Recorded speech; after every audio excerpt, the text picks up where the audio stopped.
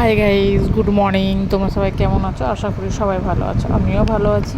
তো অনেক দিন পরে একটা রেসিপি নিয়ে চলে এসেছি, প্রায় 10-12 দিন পরে। দেখতেই পাচ্ছ যে আমি ডেলি ব্লগ করতে পারছি না, সেই সময়টুকু হচ্ছে না।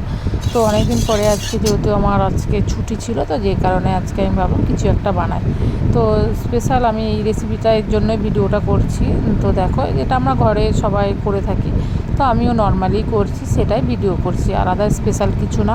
তো দেখো, আজকে আমি বানাবো লাউ চিংড়ি, যার জন্য প্রথমে চিংড়ি মাছগুলো কেটে বেছে ধুয়ে ভালো করে পরিষ্কার করে নিয়েছি।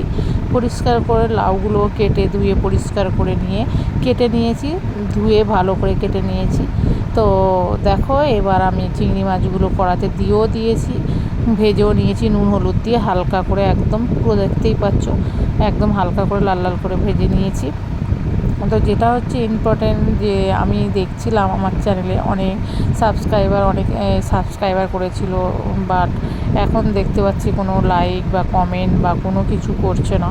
তো যদি ভিডিও আমার ভালো না লেগে থাকে, তো সেটা কমেন্টের মাধ্যমে অবশ্যই জানাতে পারো যে কোথাও ভুল হচ্ছে দিদিভাই বা কোনো কিছু, বা কমেন্টের মাধ্যমে জানিয়ে দিতে পারো। আর অনেকে দেখছি উল্টোপাল্টা কমেন্টও করছো, তো প্লিজ আমি একটাই রিকোয়েস্ট করব, উল্টোপাল্টা কোনো কমেন্ট আমাকে করো না।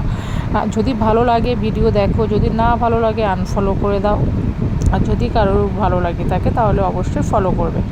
তো দেখো, তোমাদের সঙ্গে কথা বলতে বলতে এদিকে আমি পুরো সবজিটা দিয়েছি, এমন কিছুই দিইনি, তেলের উপরে অল্প একটু তেল দিয়েছি, একদম অল্প তেলে রান্না করছি, আমি দেখতেই পেয়েছো তোমরা সবাই। একদম অল্প একটু তেলে 5 ফোড়ন আর কাঁচা লঙ্কা ফোড়ন দিয়েছি, দিয়ে লাউ আর আলু একসাথে কেটে রেখেছিলাম, তো ওইগুলো দিয়েছি। তো ওগুলো যেহেতু লাউ, অনেকটাই জল বেরোবে, গ্যাস আস্তে দিয়ে একদম আমি এদিকে জামা কাপড় ভিজাতে চলে এসেছি।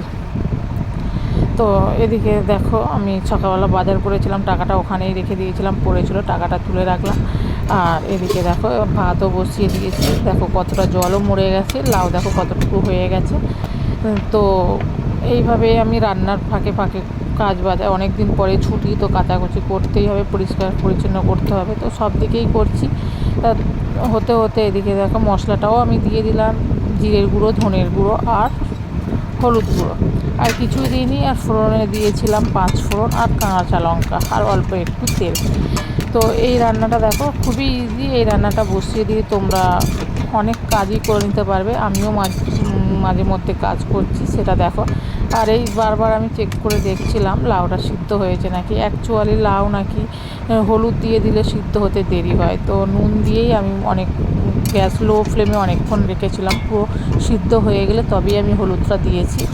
দেওয়ার পরে মনে পড়েছে লাউটা আমার সিদ্ধ হয়েছে, তো দেখে নিই, তো দেখলাম পুরোপুরি সিদ্ধ হয়ে গেছে, কোনো অসুবিধা নেই। লাউতে তো জল দিতে লাগেই না, দেখেছো কতটা লাউ থেকে জল বেরিয়েছে, ওই জলেতেই আমি মশলা দিয়ে দিয়েছি একেবারে। তো দেখো, এটাই মাখা করে নেব, আলাদা করে আর জল অ্যাড করব না। তো আলাদা করে জল অ্যাড করলে একটু পাঞ্চে মতো হয়ে যায় লাউ, তো সেটা তোমরাও সবাই জানো। তো একটু ঝাল বেশি করেই দিয়েছিলাম। তো আমার তরকারিটা দেখতেই পাচ্ছ যে কত সুন্দর হয়েছে, কালারটা দেখো। আর এদিকে আমার ভাতও প্রায় হয়ে এসেছে। আর এর ফাঁকে আমি গ্যাসটা একটু জোরেও দিয়ে দিয়েছিলাম এতক্ষণ। এই দেখো, ভাতও নামিয়ে নিয়েছি। এতক্ষণ আমার একদম লো ফ্লেমে হচ্ছিলো তরকারিটা, তো যেহেতু সব সিদ্ধ হয়ে গেছে, খুব সুন্দর হয়ে গেছে, তো শুধু একটুখানি ঝোলটা মেরে নিয়ে একদম মাখা করে নেবো, যার জন্য একটু গ্যাসটা জোরে দিয়ে দিয়েছি। তো এর মধ্যেখানেও দেখো আমার কাচাকুচিও হয়ে গেছে, সব একদম সব পরিষ্কার পরিচ্ছন্ন হয়ে গেছে। এদিকে বিছানার চাদরও কেটে দিয়েছি, সকাল থেকে বৃষ্টি পড়ছে, বিরক্তকর একটা ব্যাপার এই বর্ষার সময়। তাই উজালা দেখো, উজালা দিচ্ছি, উজালাটা এই একটাই জিনিসেই দেবো, আমার মায়ের ওই সাদা শাড়িতে, কেননা সাদা শাড়ি একটু উজালা দিলে বেশি ভালো লাগে দেখতে, যার কারণে উজালাটা দেবো। এইদিকে দেখো, পুরো আমার তরকারি রেডি। তোমাদের সঙ্গে গল্প করতে করতে আমার তরকারিটাও পুরো কমপ্লিট হয়ে গেল। দেখো কত সুন্দর কালার এসছে, কত সুন্দর হয়েছে।